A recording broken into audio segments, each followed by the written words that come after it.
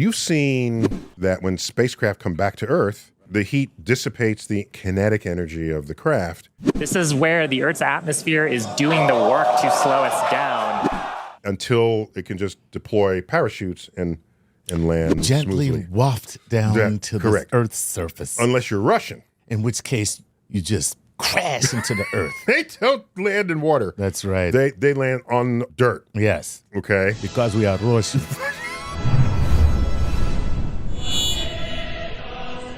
People tend to think that this re-entry is some very scary part of the trip. And we wish we didn't have to do this, but it's a necessary evil of coming back to Earth. Well, I mean, it's easy to see why you would think it's a scary part, because every time they show anything coming into the Earth's atmosphere, it is on fire. It is on fire. Right. But you're thinking, oh my gosh, it's too bad we have to go through this. Right. No, that's the wrong attitude.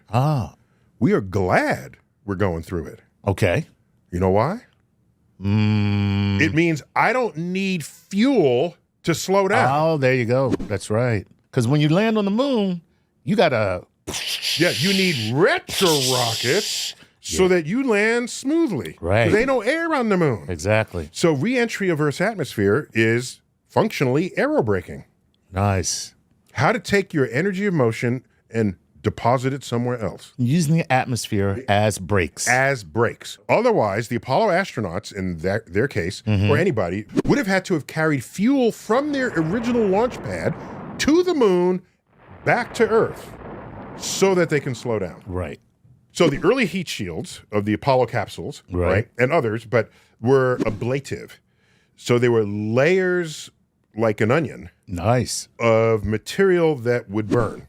Okay, so you're burning off layers. Good, right, exactly. That's brilliant. And the layers are very insulative. So the outer layer, when it burns, it burns completely, and then the next layer burns. Kicks in. Right. Okay? You don't want to burn the whole thing all at once. That's not going to work. Okay? So it was an ablative heat shield. And what it meant was if you just come out of orbit, you're going 5 miles per second, 18,000 miles an hour to go to zero. But if you're coming from the moon, you're re-entering at 7 miles per second. Wow. Okay?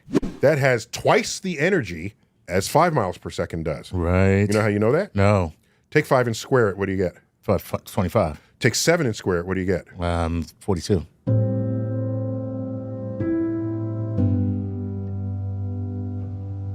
$49. Thank you. Okay? So 49 is twice 25, basically. Okay, basically. So energy goes as the velocity squared. Nice. Okay. That's called the Earth's escape velocity. Right. So if you fall towards Earth from very, very far away, by the time you hit Earth, you are going escape velocity. Because that's the velocity you needed to have gotten to where you were in the first place. So it's symmetric that way. It's very beautiful. That is very cool. In the cool. equations. Is there a limit to that velocity is there a terminal velocity? Yes, 7 miles per second. That's it. If you fall from the edge of the universe to Earth, you'll hit Earth at 7 miles per second. 7 miles per second. So that's it. That's it. Woo! If it's Earth gravity that's pulling that's the gravity. Because far away is very weak. Right, you know, exactly. It's no big deal. Yeah. So in other words, yes, if you fall from the edge of the universe, you're going to hit exactly Earth's escape velocity. If you fall from the moon, as far as the equations go, that is tantamount to the edge of the universe. Right. Might as well Most of the energy that you're going to acquire from falling to Earth happens in the last bits, not in most of the early stages. Okay, so, gotcha. So that's why it's loose, but it's accurate enough for the example. So the astronauts probably went 6.8 miles per second to get to the moon. Oh, but it's close enough to 7. Right, it's close enough to 7. So the point is, this velocity squared, what's the first equation you ever learned in school? I don't know. That's equals mc squared. That's true. Of course you did. That's true. What is the c in that equation? It's a constant of the speed of light. It's the speed. And what are we doing with the speed? E equals mc squared. We're squaring it. Right. And what's on the other side of the equation? Energy. E. So the energy goes as the velocity squared. Look at that. And that's just... You've known that from birth. Didn't even know it. You didn't even know. I didn't even know I knew that. That's right. Look at that. There you go. That's awesome. Okay. So you have to dissipate twice as much energy. So the shields on the Apollo capsules that came back from the moon were at least twice as thick.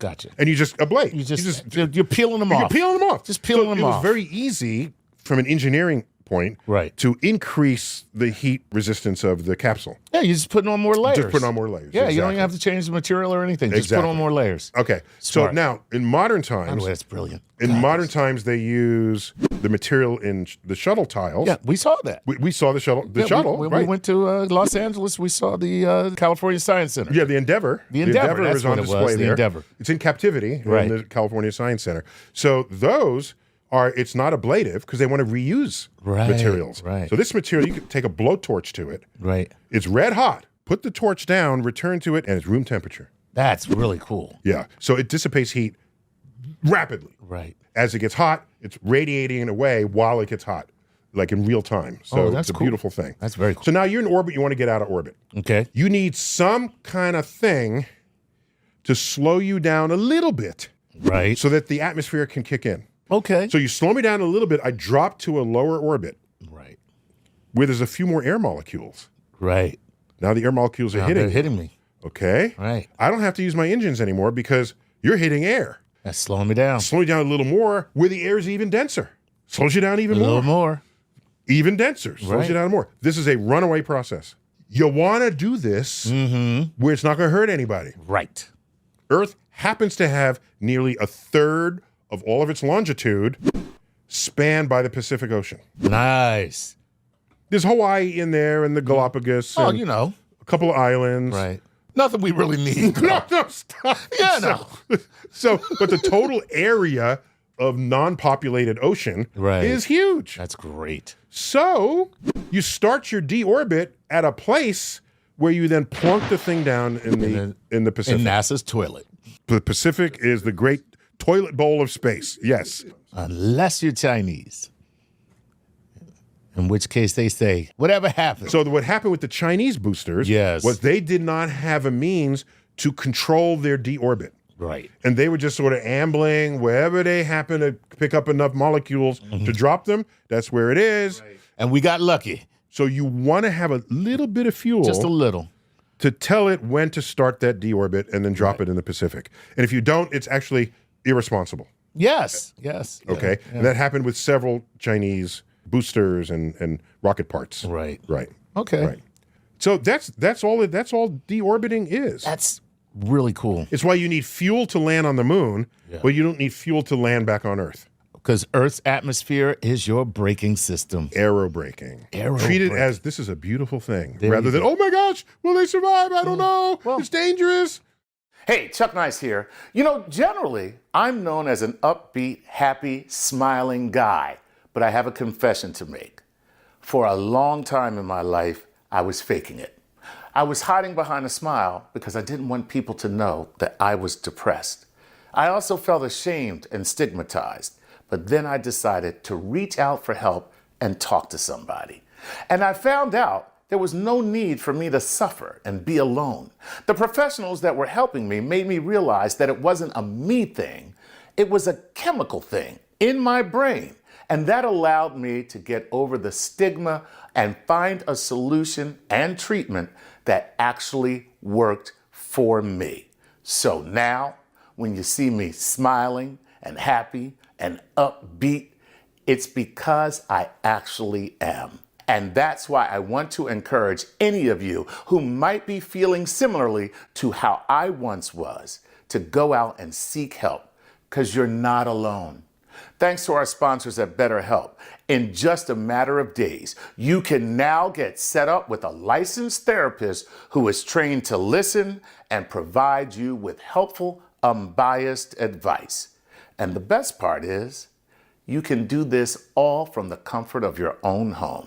Whether it's through your computer, phone, video chat, or messaging, it's just that easy. Visit betterhelp.com/StarTalk or select StarTalk at sign up to receive 10% off your first month of finding a solution that works for you.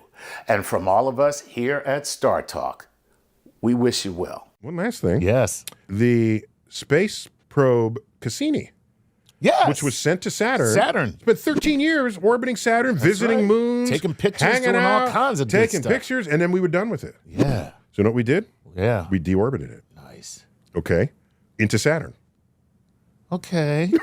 Okay. But It didn't have heat shields. Okay. Oh, so it burned up. Vaporized. Look at that. We didn't want it accidentally slamming into one of Saturn's moons Right. that later on we want to see if there's life there. Right. For all we know, somebody sneezed on the spacecraft. Right. And it goes to the, And we killed all the life on a Saturn moon. With our sneeze With virus? our sneeze virus. Little. so that's a case where it was deorbited, but with no hope of survival. Gotcha. Now, when it's time to take the space station out of orbit, Okay. that's a big mama jama. That's huge. Do you realize the space station has the area, it's the extent of a football field? I did not know that. When you include the solar panels Okay. and all the modules. All of it together All as of a it together. football field. All of it together. Wow, a football field in space. Yeah, there'll be a day when we're done. Right. We are in the Now, do they international bring partners. that whole thing down at once? Or do they? Or It's is not it- designed to be brought back in one piece. Oh, snap.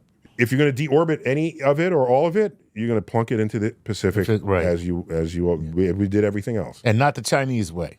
That's what the Chinese. We're gonna do it. We're gonna do it American way. America. Do this right. And keep it. It's been up there for 25 years, something like that. Look at that. Yeah, I know. So we're proud of it. But there comes a time when we have better technology, better computing, better materials, Right. better everything, Right. and we'll do it. So that means we got to put another space station up there. Possibly China's already making a Oh, space no, station. no. Yes, they are. No. They're making their own space station. listen, I'm not You know why? trying- 'Cause they were not invited to participate in the International Space Station. Well, then that means that we got to go ahead and do our own thing. I'm just saying they weren't invited and they went off on their own. You know why we didn't invite them? Because we know that when it comes time to deorbit, they're just going to crash it wherever the hell they want. Okay? Was that why we did this? Okay. So it wasn't the cited human rights violation. No, or anything. exactly. No, it wasn't any of Yeah, that. right. None of that stuff. Will you allow me one conspiracy theory? What's that? I don't think we really cared about their human rights violations. Okay. Because every country's got some issues, right? I know. All right. Everybody got problems. Everybody got problems. Everybody got problems. I think we knew that if we didn't invite them, they would go up and do it all by themselves Right. and create their own space program. Okay. And if they did, Yeah. that would create a space adversary to us. And now we can continue to do what we got to do. Exactly. Right.